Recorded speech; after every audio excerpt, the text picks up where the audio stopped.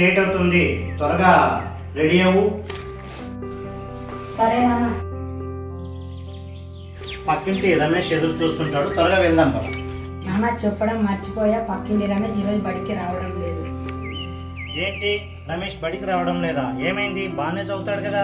నాన్న ఈరోజు రమేష్ వాళ్ళ నాన్నతో పాటు కలిసి పొలం పనికి వెళ్తున్నాడు. ఏంటి పొలంలో పని? వెళ్ళి కనుక్కుందాం.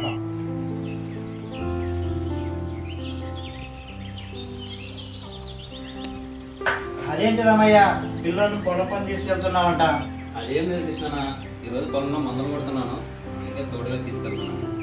అదేంటి మందు కొట్టడానికి రమేష్ ఎందుకు? కూలీలు దొరకట్లేదన్నా, దొరికినా ఎక్కువ రేట్ అడుగుతున్నారు, మీకు తెలిసిందే కదన్నా, అందుకే మందు కొట్టడానికి తోడుగా తీసుకెళ్తున్నా అన్న. అవునా రమయ్య, నీకు విషయం చెప్తాను పదా.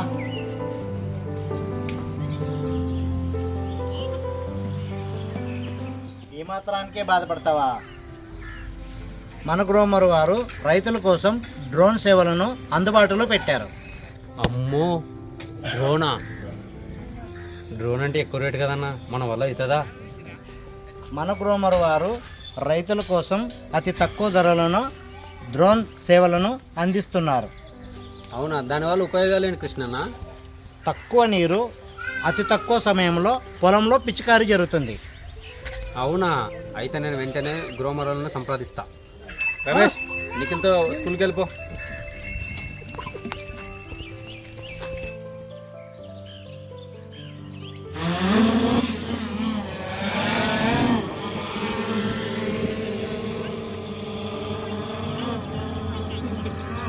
రామయ్య గారు, మన డ్రోన్ సేవలు ఏ విధంగా జరుగుతున్నాయో.